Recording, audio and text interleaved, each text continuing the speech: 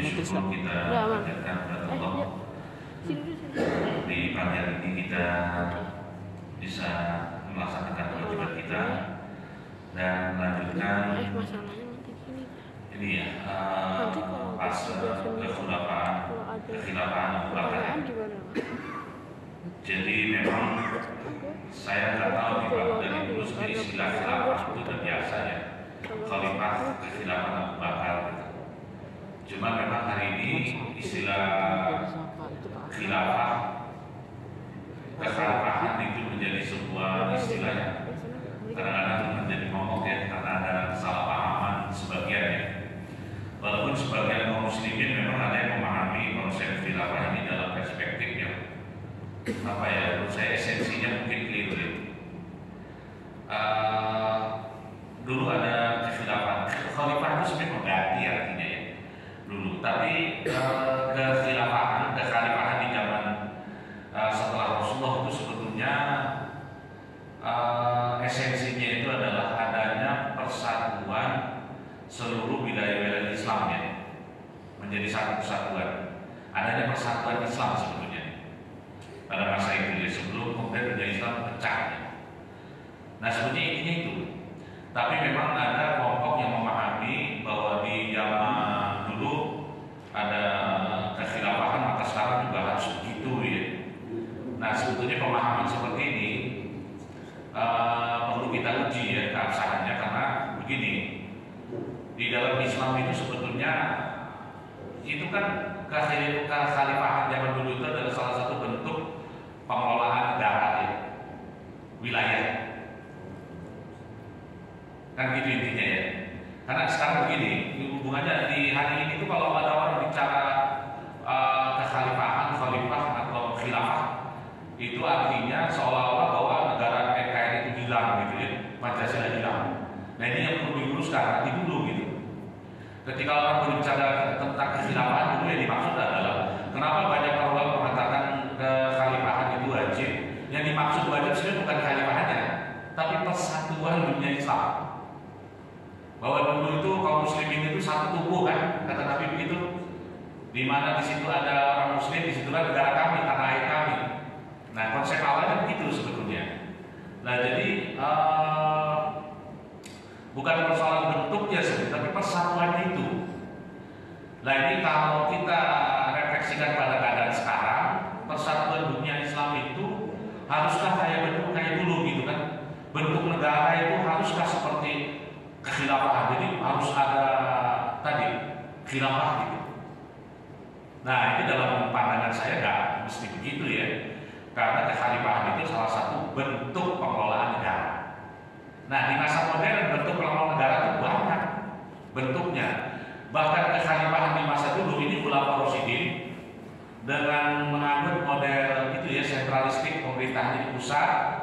Di masa Abu Bakar, Umar, Utsman, Ali itu begitu.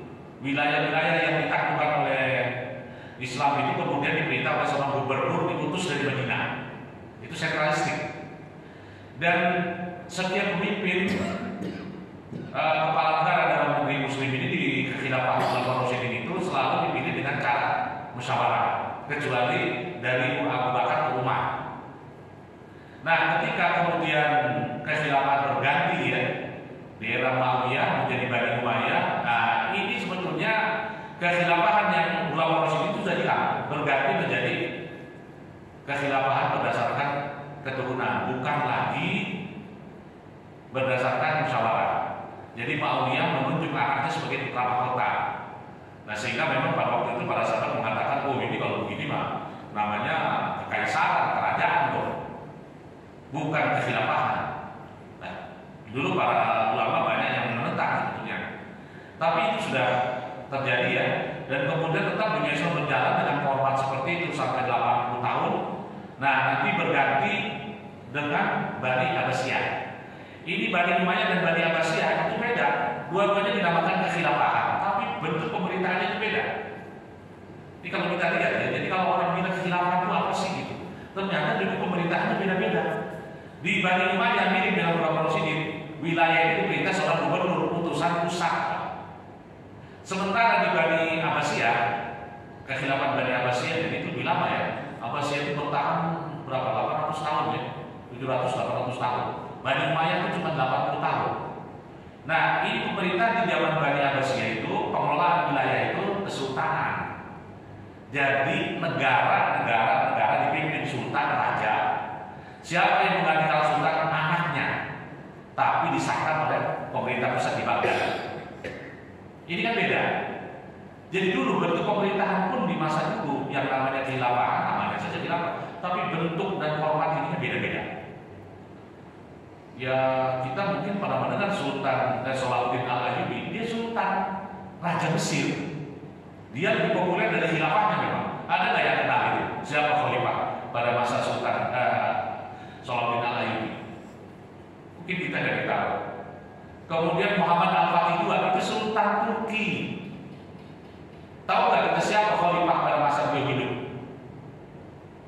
Mungkin dari tahu karena beliau lebih populer dari khalifah. Nah jadi dulu itu dunia Islam pernah mengalami kondisi seperti itu. Tapi kata kuncinya sama. Walaupun Bani Umayyah, Bani Abbasiyah itu sebenarnya bersatu di bawah satu pusat kekuasaan di Baghdad, diikat oleh satu di persatuan.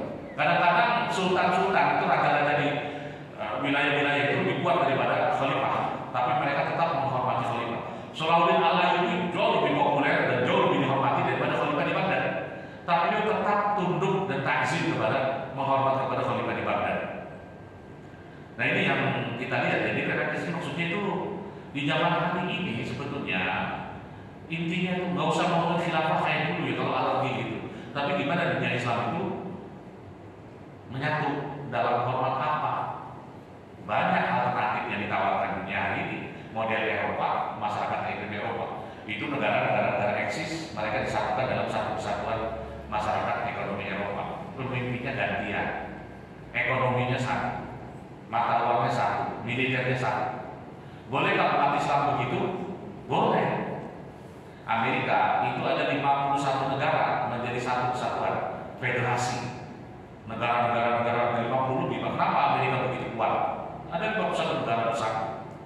Giliran umat Islam pengen bersatu dituduh macam-macam. Dalam konsep misalnya masyarakat ekonomi negara federasi, negara Indonesia dengan konsep NKRI dan Pancasila boleh hidup. Saudi dengan kerajaannya boleh hidup. Nah, cuman dunia Islam mungkin perlu menyatukan tadi satu kesatuan ini sebetulnya kalau kita bicara khilafah ya. Jadi sebenarnya istilah ini dari dulu sudah biasa ya, walaupun hari ini kita melihat istilah khilafah itu jadi dipelintir sedemikian rupa. Kalau orang ngomong khilafah itu bisa kadrun gitu ya, dituduh macam-macam anti NKRI, anti Pancasila. Nah ini yang dari mana ceritanya ya? Dalam konteks Indonesiaan, Pancasila itu adalah dasar negara yang dengannya kita berkomunikasi dengan semua kelompok elemen yang heterogen di negeri ini. Dari dulu yang namanya persatuan itu selalu dikehendaki oleh Islam, perdamaian selalu dikehendaki oleh Islam. Maka kalau ada perjanjian yang dengan itu kita hidup damai, rukun, bersaudara, maka itu adalah sesuatu yang sangat Islami yang harus kita hormati.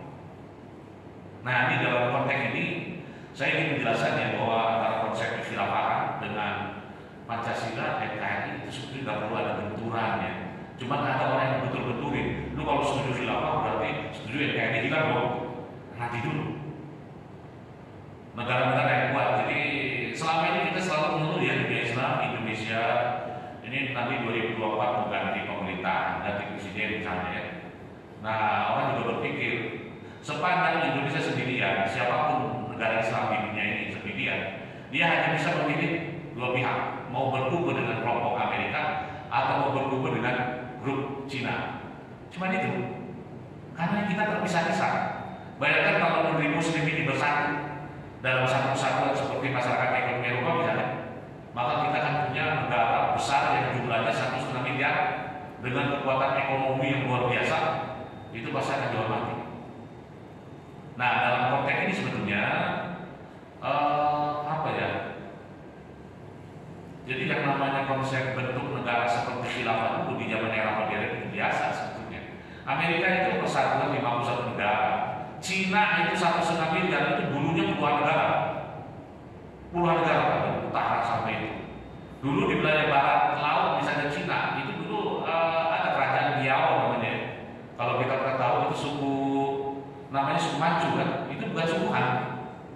Dan wilayah Liao, provinsi Liaoning itu di utara barat Cina, utara timur ya, itu negara provinsi itu lebih gede daripada negara Korea Utara, Korea Selatan kalau digabung. Jadi Cina itu merupakan kesatuan dari dulunya puluhan negara. Makanya dia begitu kuat, penduduknya 1,5 miliar. Amerika hampir 400 juta ya, 51 negara besar. Wilayahnya membentang dari sepanjang 5.000 km daratan, luar biasa. Indonesia itu ribuan kilometer tapi sebagian besar laut. Nah ini yang ingin kita tegaskan ya. Jadi ini kalau kita bicara kekhilafan Abu Bakar dulu ya, dan kemudian yang terakhir ini kita bicara era Abu Bakar itu era penaklukan. Era penaklukan di era Abu Bakar kita harus paham ya. Jadi setelah Abu Bakar membereskan urusan dalam negeri, orang-orang murtad itu kan terakhir Khalid kan perang di Yamamah. Di sana 70 sahabat hafiz Quran itu gugur ya. Ini yang kemudian dulu membuat Umar mengusulkan kepada Abu Bakar agar Quran dibukukan. Dan itu terjadi ya. Nah, Khalid bin Walid setelah beliau berperang di wilayah Yamamah, kemudian membawa pasukan sahabat yang berapa ribu itu, diperintah oleh Abu Bakar untuk bergerak ke arah utara. Nah, itu di mana posisinya? Itu kalau sekarang wilayah Irak ya. Itu wilayah itu, jadi Jazirah Arab itu besar. Saya belum membayangin ya, ketika Nabi berhasil untuk menyatukan Jazirah Arab. Kalau sekarang itu wilayah yang disatukan Nabi itu ada berapa negara kira-kira?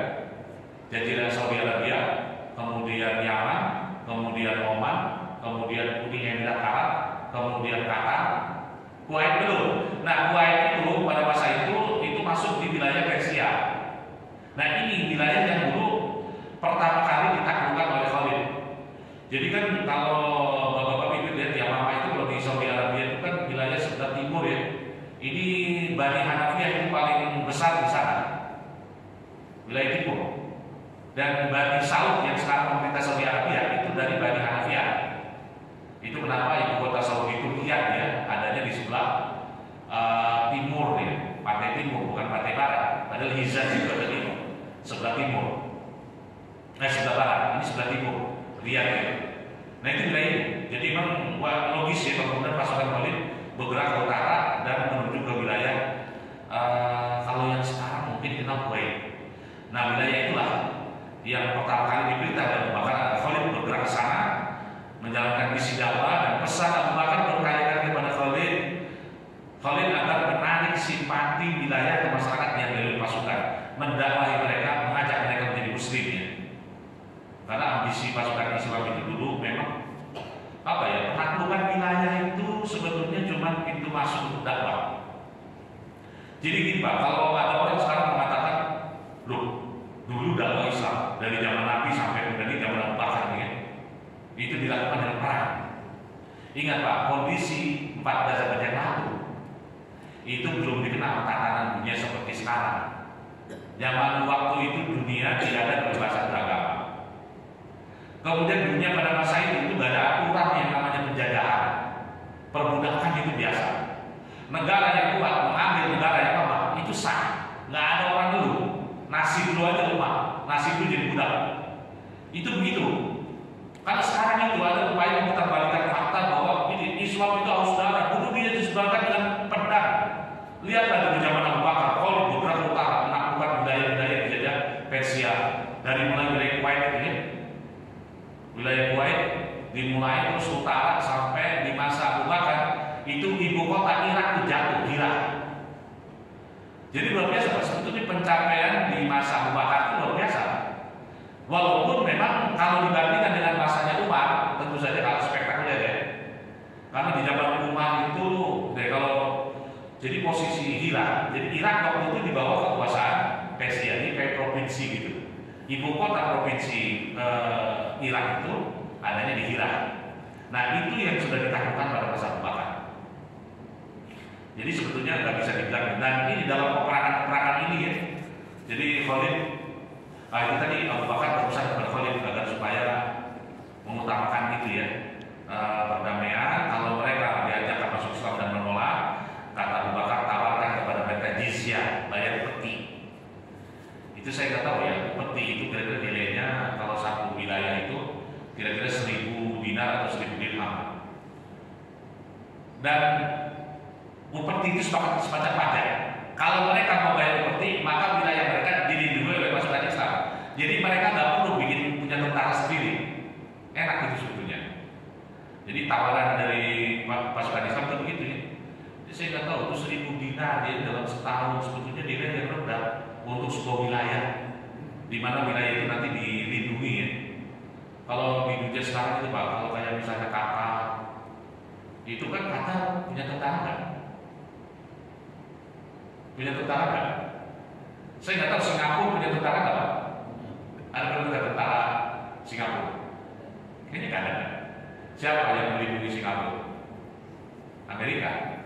Kalau kita nyerang Singapura, itu urusan kita berurusan dengan Amerika. Oh itu rekornya itu. Singapura itu kecil ya. Ibarat kata kalau orang sejabotabek pindah ke sana, kencing barang di sana, itu Singapura tenggelam. Oh negara sekecil itu macam-macam sama Indonesia. Tapi masalahnya bukan Singapurnya. Singapura itu dilindungi oleh Amerika karena dia masuk sekutunya Amerika. Di wilayah kita itu sekutu Amerika itu kayak Singapura, Australia, Taiwan, Korea, Jepang itu masuk bloknya Amerika. Orang menyebutnya bukan blok Cina ya. Nah itu dulu begitu ya, murah. Amerika itu Qatar itu negeri Muslim, tapi juga sama. Di sana ada pangkalan tentara Amerika. Kalau ada orang nyerang Qatar, maka yang menghadapi adalah pasukan Amerika, termasuk Saudi sebetulnya. Saudi kan juga ada di Dahran itu pangkalan militer Amerika di sana ya. Jadi kadang-kadang ini yang membuat umat Islam sulit bersatu ya, karena wilayah Islam itu secara formal, secara non formal sebetulnya tadi bahkan militernya Amerika. Nah, ini yang kadang-kadang bagi kita cukup aneh ya. Gitu. Apakah itu termasuk mencari perlindungan dari orang-orang kafir? Wallahu a'lam ya. Tapi kalau kerjasama profesional gitu ya, Qatar tadi memberi bayar mahal itu. Apalagi di zaman hari ini. Jadi dulu jizyah yang ditawarkan pasukan Islam kepada satu wilayah 1.000 dinar itu berapa? 1 dinar kira-kira 4 juta. 1.000 dinar berarti 4 miliar. Itu murah untuk perlindungan sebuah wilayah. Coba kalau dia punya tentara. Punya tentara 1.000 saja berapa gajinya sebulan? Logistik ngasih makannya berapa? Jadi itu makanya ini tawaran menarik ya. Jadi makanya itu banyak wilayah yang kemudian tunduk di bawah kekuasaan Islam. Dan ini sebetulnya yang membuat pertarungan antara wilayah Islam dengan Romawi Persia nggak terhindarkan. Nah, ketika dulu Khalid bin Walid itu datang ke wilayah-wilayah Persia di selatan, orang Persia itu masih nganggap sepele. Kata orang Arab, mereka orang nomaden yang biasa juga pecah-pecah. Mereka ngapain di sini? Sepele Pak, direndahkan itu, direndahkan. Khalid bin Walid ketika pertama kali beliau menuju Irak. Dan perang pertama itu perang Datus Salasil ya. Itu Datus Salasil itu maksudnya perang pakai rantai. Ini memang aneh namanya. Itu kenapa dinamai perang demikian? Itu karena pasukan Persia itu semuanya diikat dengan rantai. Jadi karena takut melarikan diri, maka oleh komandannya itu diikat dengan rantai. Dan Khalid bin Walid itu berangkat ke sana membawa kira-kira 2.000 pasukan yang dari Yamamah menuju Irak. Saya nggak tahu ya, ini wilayah Datus Salasil itu tempat perang itu mungkin kalau sekarang, kalau dulu namanya Bulog. Mungkin sekarang itu wilayah Kuwait ya, karena itu ada di Teluk Persia wilayah di pojok situ ya. Sekarang Kuwait ya. Nah itu wilayah-wilayah itu yang didatangi oleh Khalid pertama kali. Nah Khalid kirim surat dakwah dulu ya, nggak boleh langsung perang kan gitu ada dalam Islam. Dikirim surat siapa tahu mereka mau menerima petunjuk. Nah kan dulu pilihannya 3 Pak ya. Ditawarin dakwah masuk Islam jadi saudara kami. Atau bayar jizya berarti kalian kami lindungi. Atau yang ketiga kalau nggak mau terima dua ini perang berarti. Itu dulu Pak. Loh kalau begitu Islam benar mau disebarkan dengan pedang. Nah dulu keadaan kayak begini Bapak Ibu pada masa itu biasa. Kita pernah mendengar misalnya Alexander the Great. Itu Alexander, kalau ada sebagian ulama mengatakan Alexander adalah Zulkarnain, tapi banyak yang meragukan itu. Karena Alexander itu filosofinya Yunani. Padahal Zulkarnain adalah seorang beriman dan bahkan dianggap seorang nabi karena dia berwahyu. Ada juga yang mengatakan Zulkarnain dinampingi oleh Nabi Khidir.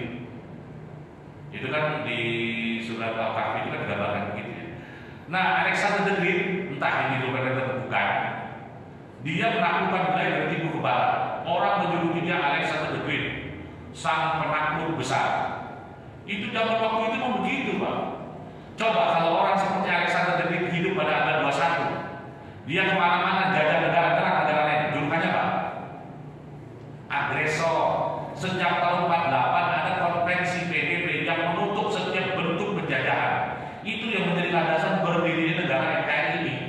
Setiap penjajahan tidak sesuai dengan nilai kemanusiaan dan keadilan, maka penjajahan harus dihapuskan dari seluruh penjuru dunia. Itu kan pembukaan UUD 45 kan?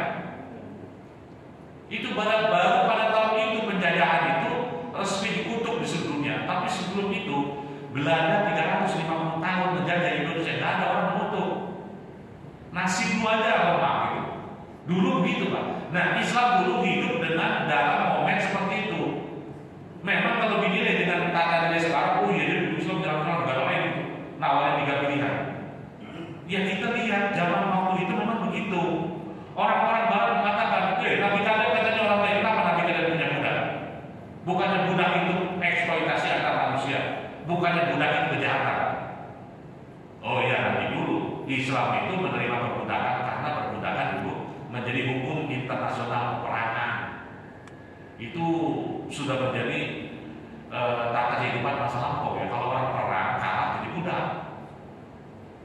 Nah, jadi Islam tidak bisa menghapuskan perbudakan secara formal. Tapi dalam ruh jiwa Al-Quran dan Nabi, ingat ya, Nabi ketika meninggal itu wasiatnya apa? As-sholat, as-sholat, as-sholat, wa ma malakat aymanukum. Sholat, sholat, sholat. Wasiat Nabi itu.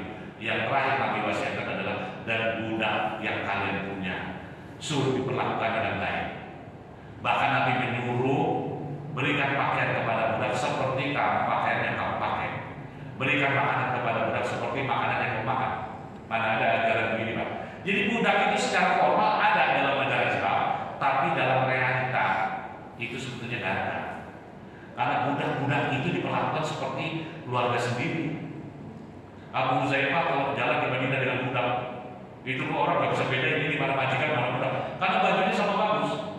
Nabi pernah menyebutkan hadiah dari Khadijah. Zaid bin Harithah dari kecil kan?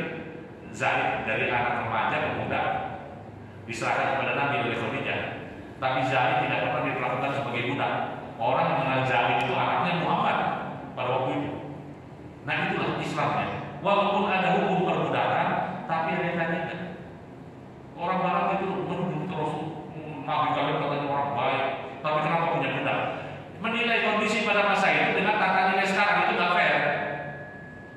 Seperti juga orang-orang Barat menuduh, kenapa Rasulullah katanya Nabi kalian mengawini anak umur 6 tahun atau 9 tahun? Bukannya itu nggak benar? Ini yang zaman dulu itu juga Aisyah kan ada dari 6 tahun atau 9 tahun. Waktu itu memang belum balik. Itu kan atas permintaan bapaknya kan untuk mengeratkan hubungan gitu. Nabi awalnya menolak, tapi bahkan mendesak kayaknya nanti terima. Anak kamu kan masih belum balik. Ya sudah, nanti tunggu ya. Kalau sudah balik nanti berkumpul. Iya, zaman dulu belum ada aturan begitu, Pak. Itu sebenarnya tidak seberapa. Bahkan yang namanya Kaisar Persia itu budaya di Persia, Bapak Ibu, itu punya kebiasaan mengawini anak kandung. Kaisar terakhir Persia itu mengawini anak kandungnya sendiri. Lebih jahat ya. Orang dulu Rasulullah mengawini anak 9 tahun dicela segala macam. Dunia pada masa itu, waduh, itu kalau kita lihat ya. Jadi kayak incest itu, anak kandungnya. Kakak mengawini adiknya itu biasa, itu budaya Persia. Itu biasa ya, incest gitu. Nah, ini yang kita melihat ya. Jadi walaupun Islam dulu kondisi seperti itu, situasinya begitu. Kalau misalnya bagaimana penerapan nilai-nilai Quran pada kondisi hari ini, maka tentu saja kita punya dasar-dasar yang cukup kuat. Ya, jadi wa in janahu lisan ibadillah wa tawakkal 'ala Allah. Kalau mereka cenderung untuk berdamai, sambut. Jadi kalau dunia menawarkan kedamaian, Islam lebih berhati. Pertama kali kita mengulurkan tangan untuk berdamai, seperti kondisi hari ini, Pak. Jadi kalau fikih zaman klasik ya, Bapak Ibu pernah dengar misalnya Galur Islam, Galur Harbi. Pernah dengar itu ya? Kan ada aliran di Indonesia itu yang pola pikirnya itu begitu. Dia tanya, Ustaz, ini kita ini Darul Islam apa Darul Harbi? Nah gitu. Darul Harbi adalah negara yang memerangi negara Islam. Kalau waktu itu Persia Romawi itu. Kalau di zaman Nabi Quraisy, saya bilang kalau tatanan dunia sekarang sulit mengatakan mana Darul Islam, mana Darul Harbi. Darul Harbi paling tidak. Darul Harbi itu negara yang memerangi negara Islam. Mana? Cina, nanti dulu. Cina dengan Indonesia itu punya hubungan diplomatik, punya kedutaan, punya konsulat. Itu artinya dua negara ini bersahabat. Ada kerjasama ekonomi, ada kerjasama budaya. Ini nggak bisa dikatakan dua negara ini yang itu adalah negara Darul Harbi misalnya. Ini fikih klasik dulu Pak, membagi negara itu kayak begitu. Orang yang hidup di dalam Darul Harbi wajib dijaga negeri Islam. Itu dulu ketentuannya begitu. Ada orang yang hari ini masih memakai cara pandang fikih klasik. Kamu hidup di Eropa, nggak boleh kecuali sekolah.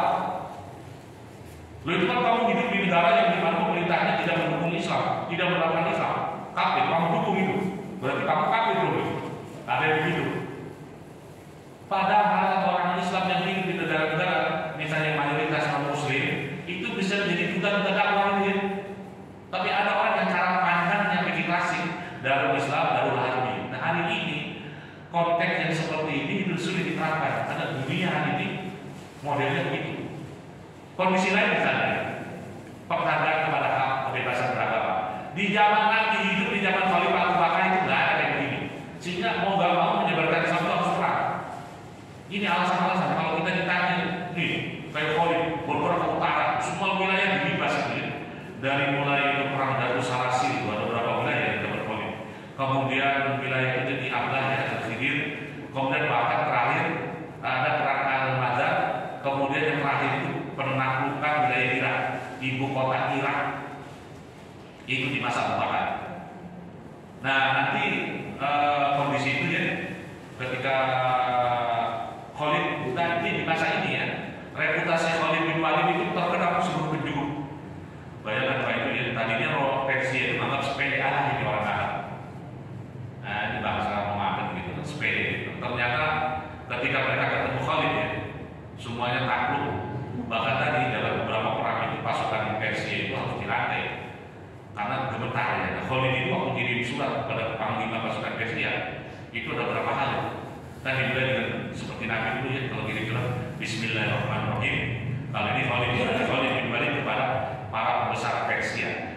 Keselamatan bagi siapa? Wassalamualaikum warahmatullahi wabarakatuh. Keselamatan bagi siapa yang terjadi petunjuk. Amma ba'du, segala puji kepada Allah yang telah menghancurkan kaki tangan kalian, merenggut kerajaan kalian, serta melemahkan budaya kalian. Siapa yang sholat seperti sholat kami, menghadap kiblat kami, jadilah dia seorang muslim. Ia akan mendapatkan hak seperti yang kami dapatkan dan ia mempunyai kewajiban seperti kewajiban kami. Bila telah sampai kepada kalian surat saya ini, hendaklah kalian kirimkan kepada jaminan, terimalah perlindungan dariku. Kalau tidak, maka demi Allah yang tidak berhak disembah kecuali Dia, aku akan kirimkan kepada kalian ini paling matematiknya pasukan kata dia yang dia mencintai kematian seperti kalian cinta kehidupan. Jitu biunasin tuhibbunal maut kama tuhibbunal hayat. Wah, yang paling lagi ini Pak yang membuat itu dengkulnya pasukan Persia itu pada rontok gitu ya, gemetar. Makanya mereka berbinatang. Bayangin aja gimana kayak kami melawan orang yang cari mati gitu ya, nggak akan bisa menang. Dan itu ciri khas pasukan Islam ya. Dulu jadi mereka perang itu nyari mati gitu. Orang mencari hidup ini nyari mati, berlomba-lomba. Ini kadang-kadang dalam sebuah peperangan. Dan ini sering terjadi. Itu beberapa abad setelahnya juga di masa kadang-kadang ya kehadiran orang punya nekat gitu. Pernah dengar di waktu Khalifah Utsmaniyah Turki itu menaklukkan Siprus, itu kan wilayahnya kan dipagari gitu, ada pagar listrik ya pada masa itu sudah ada listrik, dan itu pasukan Islam nggak bisa nyebrang, susah. Tapi tiba-tiba ada pasukan Islam yang datang menyerbu pagar, megang pagar, mati. Di belakangnya ngikutin lagi, pegang pagar, mati. Akhirnya ini mayat-mayat pasukan Islam itu numpuk. Nah, pasukan Islam yang di belakangnya bisa nyebrang. Gara-gara itu, pasukan Siprus melihat fenomena begini dengkulnya lemes, boro-boro melawan, mereka langsung nyerah, nggak jadi perang. Korbannya malah sedikit, kadang-kadang begitu. Dan ini kan juga yang dulu pada perang Hunain, kalau bapak-bapak pernah ingat perang Hunain, Nabi dari Mekah itu 12.000 pasukan, musuhnya 10.000. Tapi itu pasukan Islam sombong ya. Wah, dulu kami 1.000 lawan 3.000 menang, 300 lawan 1.000 menang. Sekarang kami 12.000, musuh cuma 10.000. Kami tidak akan terkalahkan mulai hari ini. Sombong, Allah gak suka. Akhirnya Allah mencari pertolongannya dalam gerakan pertama perang Hunain. Kocar kacir itu pasukan, kabur itu, berontak kepada langit. Nabi memanggil pasukan yang pernah berbaiat di bawah pohon samurat pada perjanjian Hudaybiyah, jumlahnya 300. Ketika Abbas teriak-teriak memanggil pasukan itu, terkumpul setelah Nabi jumlahnya cuma ratusan, lawannya 10.000. Dan pasukan inilah yang kemudian berhasil membalikkan keadaan, berhasil menghalau musuh, dan kemudian pasukan yang lari-lari ini balik lagi. Tapi ya begitu tuh pasukan Islamnya, jadi keberanian mereka itu tadi cari mati gitu ya. Jadi ini yang selalu diucapkan oleh jitu bin nasi yuhibbuna maut kama yuhibbuna hayat. Udah, kalian ngerasa aja kalian gak punya peluang. Gue datang dengan pasukan yang mereka nyari kematian seperti kalian nyari kehidupan. Nah itu yang membuat Persia Romawi selalu gentar ya. Bahkan karena Khalid ini selalu menang, rekor Khalid itu tercatat nanti Pak. Dalam sejarah, saya nggak tahu hitungnya gimana ya, tapi dikatakan 300 perang yang dilakukan oleh Khalid, rekor kemenangannya 100%. Dia kemenangan. Ini waktu Khalid mulai bergerak dari Yamamah kan dia yang mimpin, yang melawan orang-orang murtad itu dari Bani Harithah, jumlah luar biasa besar, puluhan ribu ya. Lawannya Khalid bin Walid. Nah selesai menaklukkan di sana, Khalid udah ke utara, ini mulai Kuwait beberapa kota. Nah di masa itu mulai muncul itu asumsi-asumsi ya, terkenal sekali. Khalid setiap kali Khalid datang masih pasukan kalah, itu sampai ada komandan. Ini yang nanya sebetulnya nanti Khalid itu dari Irak ya. Itu kan pada saat yang sama Abu Bakar sebetulnya ngirim pasukan ke Syam lawan Persia. Nah, pasukan di wilayah Syam itu terdesak. Pasukan komandan itu ke Abu Bakar minta bantuan, tolong bantu kami terdesak di wilayah Syam. Kemudian Abu Bakar menulis surat sama komandan di Syam itu, tenang kalian, kekhawatiran kalian akan saya selesaikan dengan Khalid. Maka Khalid dari Irak itu dikirim ke Syam. Makanya terakhir meninggalnya Khalid itu di wilayah Syam, bukan Irak. Walaupun yang pertama menaklukkan Irak di bagian selatan itu sampai ibu kota provinsi itu Khalid. Dan mulai saat itu Khalid terkenal di mana-mana tuh. Sampai Abu Bakar Umar itu kan berat gitu. Masih ingat kisah Umar datang kepada Khalifah Abu Bakar. Ya Khalifah Rasul katanya, aduh gimana ya? Ini Khalid ini kok gimana ya? Pedangnya itu ada rohaknya kata Umar. Terlalu tajam. Coba lihat dari Khalid bertempur, memimpin, dia gak pernah kalah. Orang-orang sekarang meyakini Abu Bakar bahwa perang itu menang karena Khalid, bukan karena Allah. Ini secara akidah bahaya gitu. Sebaiknya kau ganti dulu Khalid. Abu Bakar, anak kotor, ente menyuruh saya mengganti komandan yang dari dulu diangkat di zaman Nabi. Ingat, Khalid itu menjadi komandan pasukan itu sejak dari perang Mu'tah. Bahkan ketika Fatuh Mekah pun Khalid dijadikan salah satu komandan. Khalid sudah jadi komandan bahkan sejak zaman Nabi. Sekarang kamu nyuruh saya mencak Khalid itu? Enggak deh, kata Abu Bakar. Abu Bakar nggak mau. Makanya Khalid di masa Abu Bakar tetap memimpin pasukan. Dia sampai menaklukkan Hira. Kemudian dia oleh Abu Bakar karena pasukan Islam di wilayah Syam terdesak. Maka kata Abu Bakar tadi, saya akan selesaikan kekhawatiran saya dengan Khalid bin Walid. Khalid dipindah ke sana. Dan ketika dipindah itu, ketika ketemu komandan pasukan Romawi itu, komandan Romawi heran gitu. Dia dialog gitu. Seperti begitu dialog saya itu Khalid selalu mengatakan, udahlah, kalian nyerah aja, kalian gak punya peluang sama kami. Saya datang dengan pasukannya, mereka cinta kematian seperti kalian cinta kehidupan. Komandan Romawi nanya, Khalid, katanya, dengar-dengar by the way, saya dengar kamu itu dijuluki pedang Allah, Al-Maslul yang terurus. Itu maksudnya apa? Ya kamu kalau perang dimanapun kamu selalu menang. Ya kalau pedang itu benarkah Tuhan menurunkan pedang kepada kalian?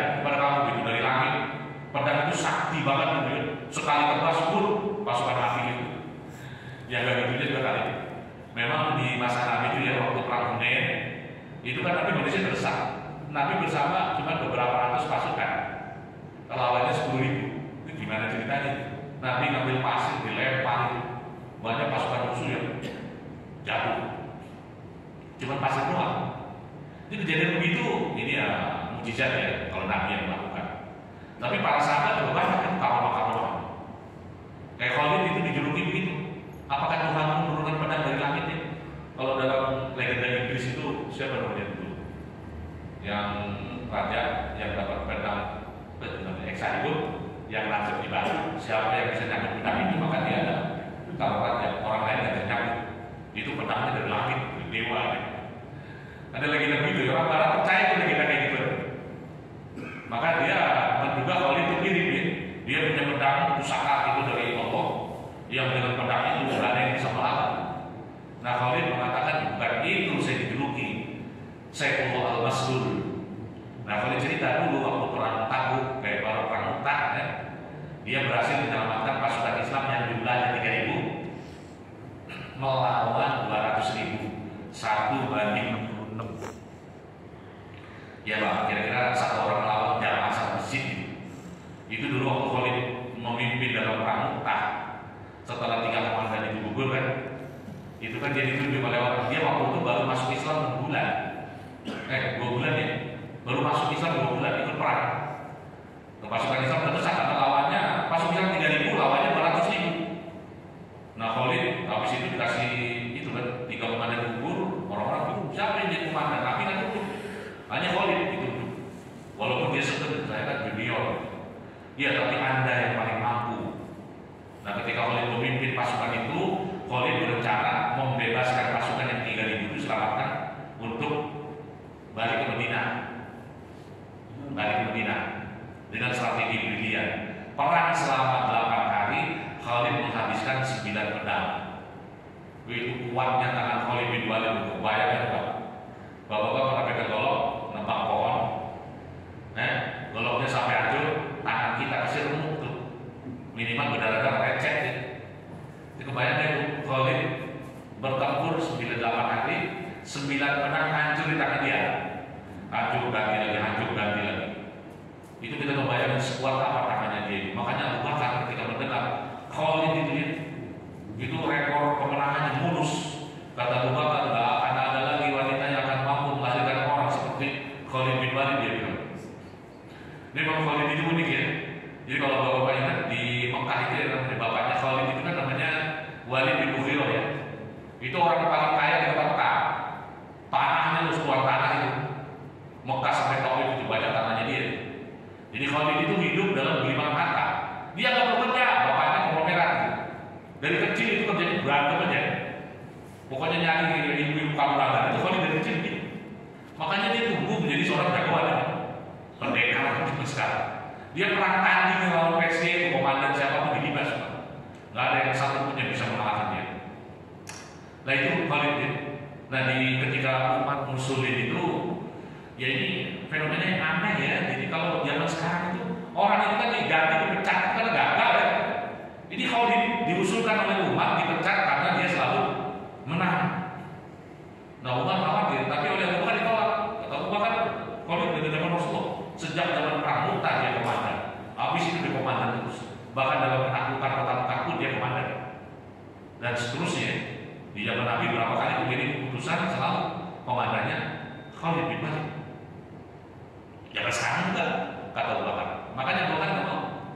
Nanti begitu Abu Bakar turun, Umar naik, keputusan Umar pertama jadi khalifah itu adalah penggantian Khalid bin Walid diganti oleh Abu Ubaidah bin Jarrah.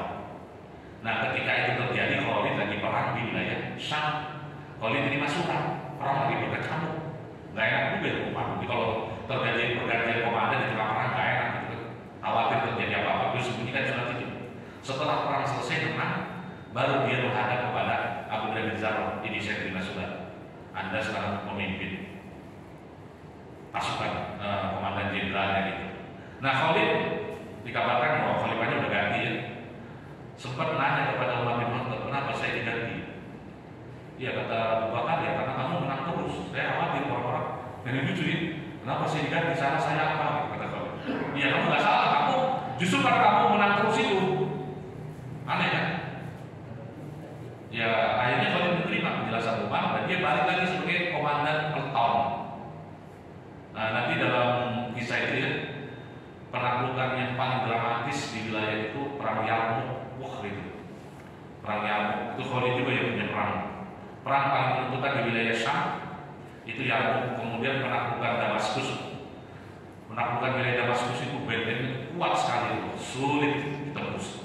Pasukan Islam itu berbulan-bulan camping di luar, nggak bisa tembus. Nah pada saat itu komandan jenderalnya itu Abdullah bin Zar Khalid, komandan peleton. Jadi kayak kompi saja gitu. Nah tapi memang karena dia menjenius ya, tetap saja itu. Nah seluruh pasukan kan peleton itu kan dikirim ke berbagai pintu benteng depan. Khalid di wilayah benteng pintu timur, dan di situ dia menugaskan anak buahnya itu, kalian intip benteng ini. Benteng ini kuat sekali, sempurna dia bilang. Tapi setahu saya hidupnya nggak ada yang sempurna, pasti punya celah. Kalian amati 24 jam nonstop, gantian gitu, pasti punya kelemahan. Setelah beberapa bulan diamati orang gantian, pada suatu ketika ada kabar dari dalam, karena diintip terus. Khalid terima laporan, komandan terima, katanya anaknya jenderal mau ulang tahun. Ini orang Romawi pasti pesta malam ini. Kata Khalid, ini kesempatan kita. Maka Khalid membentuk tim pasukan elit. Dia masuk, nerobos lewat sungai di bawah, nerobos ke dalam. Nah orang-orang kan lagi mabuk pesta ulang tahun anaknya jenderal, lagi nggak siap gitu. Nah pasukan elit ini masuk ke dalam, kemudian membuka pintu. Maka pasukan dari Khalid ini yang sudah timur bisa masuk terobos. Nah dengan terobosan di wilayah benteng sebelah timur ini mereka merangsek dan bisa membuka benteng utama pintunya. Akhirnya pasukan kita masuk dan dengan cara itu Damaskus kemudian takluk. Jadi memang itu walaupun terakhir Khalid ini bukan komandan pasukan, ya di masa-masa Khalid itu nanti meninggal di masa Umar ya. Umar itu apa ya, dia Khalid itu ketika itu dalam masa-masa sekarat ya, dia tidur di atas kasur itu sambil ngeluh gitu. Kata Khalid, seumur hidup saya ada di atas kuda di medan perang. Saya bercita-cita itu ingin mati di medan perang. Dan pernah nggak Bapak Ibu kita bayangkan ya, kalau kita ditanya apa malam paling indah dalam kehidupan kita, Bapak-bapak, ibu-ibu jawab aja Pak. Malam pengantin atau apa gitu. Khalid bin Walid itu kalau ditanya apa malam paling indah dalam kehidupan Anda? Oh iya, kata Khalid, malam paling indah dalam kehidupan saya adalah ketika saya diutus bersama sekelompok pasukan untuk mengintai wilayah musuh pada waktu malam. Waduh gitu ya, ini orang normal ya, mengintai wilayah musuh itu adalah malam paling indah dalam kehidupan dia. Jadi cita-citanya begitu, saya tuh pengen syahid di medan perang. Tapi kata dia, aduh apa daya, ternyata saya mati seperti induk seekor unta. Induk seekor, jadi kayak unta betina gitu mati di atas kasur ya. Walaupun demikian, karena orang mencintai syahid dia dianggap sudah ada ya. Tapi kalau ini di tubuhnya sudah 70 luka dan itu belum mati juga, kuat banget badannya. Sampai dia meninggalnya di tempat tidur.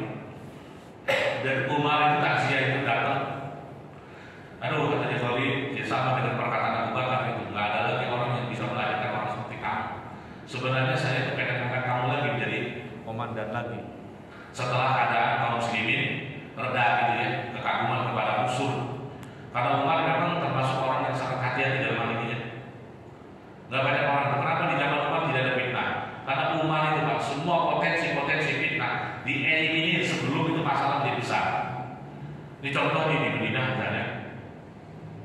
Ada sahabat Ubay bin Ka'ab. Ubay bin Ka'ab itu imamnya Madinah. Jadi kalau sholat karena baca Qurannya paling bagus, dia hafiz Quran, sahabat Nabi. Ya imam-imam di Madinah itu kayak Ubay bin Ka'ab, Abdullah bin Mas'ud, Ali bin Abi Thalib. Nah Ubay bin Ka'ab itu salah satu kagumi orang. Nah ketika zaman Umar, Ubay bin Ka'ab jalan itu. Terus di belakangnya itu ada orang ngikutin dia. Orang-orang. Umar bin Khattab itu melihat fenomena kayak Ubay, ini apakah ini? Ubay bin Ka'ab bingung. Amrul ini saya itu salah apa? Kenapa anda ngacung-ngacungin seperti mau mencut saya? Gitu kata Ubay bin Ka'ab. Apa salah saya? Apa kata Umar? Bukan begitu. Kamu lihat itu orang-orang yang bukan di belakang anda. Ini bisa menjadi apa ya? Tipuan bagi yang diikuti dan bisa menjadi hinaan bagi yang diikuti. Orang itu mungkin ikhlas, tapi ketika orang dikagumi oleh orang lain, maka muncul hawa nafsu dalam hatinya itu. Umar melihat ini tanda bahaya ini kalau kayak begini nih, bisa terjadi kultus. Maka sebelum itu terjadi, diputus oleh Umar. Ini nggak boleh begini nih. Ibnu Mas'ud juga pernah ngalamin. Bahkan Ibnu Mas'ud mengatakan suara terompah di belakang kita itu bisa mengganggu hati. Maksudnya dia jalan ada orang ikuti di belakang. Kan zaman dulu terompah itu kayak bagian gitu dan bunyinya kotak gitu. Suara terompahnya berbeda. Orang yang ikuti kita di belakang. Suara terompah orang yang mengikuti itu bisa mempengaruhi hati. Yang tadinya ikhlas karena Allah tiba-tiba berubah. Nah itu yang dikhawatirkan oleh Umar. Jadi Umar tajam sekali pandangannya. Nah ini juga dulu di masa Abu Bakar ya. Landasan dia memutuskan mengusulkan Khalid diganti itu bukan karena Umar benci kepada Khalid. Ada terjadi persaingan gitu. Ada yang mengatakan begitu, enggak benar. Enggak ada hubungannya. Umar melihat Umar itu orang yang jiwanya bersih. Jiwanya bersih. Dan dia menjadi pancasila Nabi ya. Orang terbaik setelah Nabi Abu Bakar Umar. Itu enggak ada yang mengkiri begitu. Maka kalau orang mengatakan Umar karena kebencian dan Khalid tetap. Nah ini barangnya Bapak Ibu yang dirahmati Allah Subhanahu Wa Taala. Jadi walaupun kehidupan Abu Bakar itu singkat periodenya 2 tahun lebih dikit, tapi di masa Abu Bakar ini terjadi perang yang paling penting ya. Dari mulai tadi orang-orang murtad sampai menaklukkan wilayah. Ya awal mulai ya, jadi wilayah Irak itu ibu kotanya ditaklukkan di masa Abu Bakar. Walaupun nanti menaklukkan Persia secara keseluruhan dengan jatuhnya kota Madain, ibu kota kekaisaran Persia, itu Madain itu saya nggak tahu mungkin wilayah Irak ya. Itu Bapak Ibu memang kalau kita lihat di peta ya wilayah Irak itu luas sekali. Ujung sampai ujung tuh ribuan kilometer. Orang zaman dulu pakai kontak. Kebayangkan menaklukkan wilayah segitu luasnya. Dan itu nanti wilayah Syam ya, dari mulai wilayah kalau sekarang itu Syria, Lebanon, Palestina, apalagi Jordania, itu nanti tuntas di masa Umar bin Khattab, termasuk Yerusalem Palestina ya, serah terima. Itu Palestina itu ketika ditakluk ya, tidak melalui perang, tapi penyerahan kota oleh uskup agung kepada Umar bin Khattab, resmi lah, nggak ada perang. Karena penduduk kota itu bilang kami tidak akan melawan pasukan Islam karena kami ingin bergabung dengan mereka. Ketimbang kami bergabung dengan Romawi, kami memilih bergabung dengan Medina.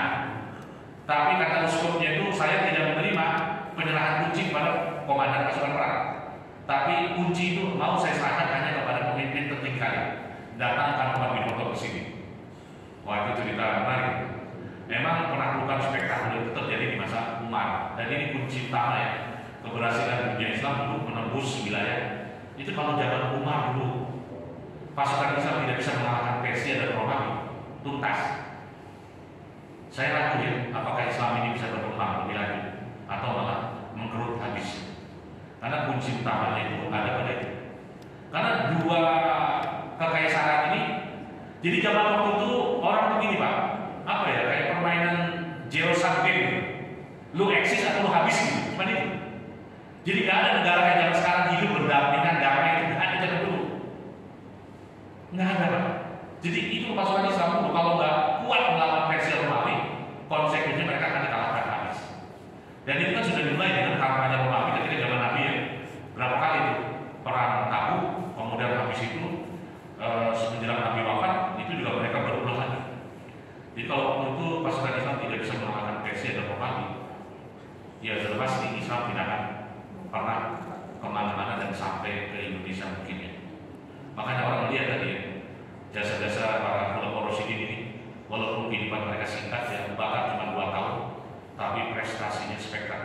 Nabi Umar lebih lama, 10 tahun ya. Dan inilah masa kegemilangan. Kalau dalam sejarah dunia, bapak-bapak mungkin dulu pernah baca buku Michael Hart, 100 tokoh yang paling berpengaruh di dunia. Itu nomor satunya siapa? Rasulullah. Nomor 2 Nabi Isa. Nah, Umar bin Khattab itu masuk Pak, nomor 54. Abu Bakar masuk. Karena kalau dari tataran sejarah dunia, pengaruh Abu Bakar itu mungkin kecil ya. Walaupun dalam sejarah Islam justru Abu Bakar itu punya peran vital. Tapi yang masuk dalam sejarah dunia itu Umar dianggap orang yang berpengaruh dalam sejarah. Nomor 54 karena di masa beliau ini sejarah kan kalau saja Umar waktu tidak bisa menaklukkan, maka besar kemungkinan umat Islam tidak akan pernah kemana-mana. Nah ini nanti mungkin lanjutan kisah Khulafaur Rasyidin ya. Kita lihat di zaman Umar bin Khattab ini adalah masa keemasan Khulafaur Rasyidin ada pada masa Umar bin Khattab ya. Yang waktu pemilihan, bukan pemilihan, penunjukan itu kontroversial ya. Abu Bakar menunjuk Umar, tapi sahabat-sahabat sebagian setuju, malah protes. Kebayang apa? Ketika Abu Bakar menunjuk Umar itu, apa orang bilang? Abu Bakar, ente mungkin mau meninggal. Karena ente kalau ditanya Allah ngomong apa? Kok kamu berani menunjuk Abu Umar sebagai pengganti? Abu Bakar marah. Karena Abu Bakar tahu proses orang Umar seperti apa. Tapi Umar itu sosok yang keras, ya, sehingga ya gimana pun orang yang tegas itu belum tentu orang yang disukai. Itu masalahnya. Tapi Abu Bakar itu punya satu ini. Iya saya tahu Umar keras, tapi kata Abu Bakar, saya tidak menemukan orang sekuat dia untuk melindungi kalian dari fitnah perpecahan. Itu yang diwajibkan oleh Abu Bakar. Makanya belakangan itu ketika keadaan sudah zaman Umar dan lewat gitu ya, Ibnu Mas'ud pernah cerita. Ibnu Mas'ud ngomong gini, firasat di dunia yang paling tajam itu ada 3. Pertama, Abu Bakar ketika menunjuk Umar sebagai pengganti itu tepat banget. Padahal dulu itu orang kontroversi. Firasat kedua itu kata Ibnu Mas'ud adalah firasatnya anaknya Nabi Syuaib ketika komen tentang Nabi Musa yang baru ketemu. Dia adalah orang yang qawiyyun amin, kuat dan Nabi terpercaya. Padahal baru ketemu. Itu yang ketiga, saya lupa ya. Itu perkataan Ibnu Mas'ud itu yang 2 itu yang dikatakan firasat paling tajam di dunia ini. Firasat Abu Bakar menunjuk Umar. Ini mungkin ilham dari Allah ya. Bagaimana Umar walaupun kontroversial hanya ditunjuk. Enggak banyak orang tahu. Orang lihatnya Umar sudah sukses jadi khalifah. Tapi ketika Abu Bakar menunjuk Umar sebagai pengganti, ini jadi masalah. Dan boleh jadi kalau itu pemilihan, kira-kira Umar kepilih nggak ya? Pak, kalau itu terjadi pemilihan, kira-kira Umar kepilih nggak? Belum tentu ya Pak. Kenapa? Orang seperti Tolha itu dia menolak. Pemimpin Ansor saat di Badar menolak. Bayangkan. Nah ini jadi ketika Abu Bakar menunjuk Umar itu pertarungannya luar biasa. Hanya mungkin keyakinan gimana visinya ya. Memang luar biasa ya Abu Bakar itu. Benar-benar karena dia orang yang benar-benar takwa ya. Jadi hidupnya itu dibimbing oleh Allah lurus.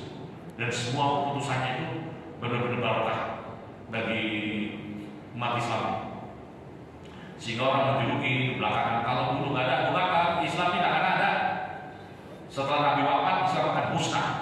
Untung Abu Bakar, itu orang selalu ngomong gitu. Termasuk ya kebijakan Abu Bakar menunjuk Umar sebagai pengganti. Ini adalah kebijakan yang sekarang orang melihatnya luar biasa. Padahal dengan begitu Abu Bakar mengalami kebijakan Nabi. Nabi aja kan menunjuk orang, kenapa Abu Bakar menunjuk? Nah, tapi karena kekhawatiran Abu Bakar yang besar terhadap keutuhan dunia Islam, maka beliau berani menunjuk Umar sebagai penggantinya. Dan ternyata memang itu tidak salah. Itu saja barangkali, mohon maaf kurang lebihnya. Assalamualaikum warahmatullahi wabarakatuh.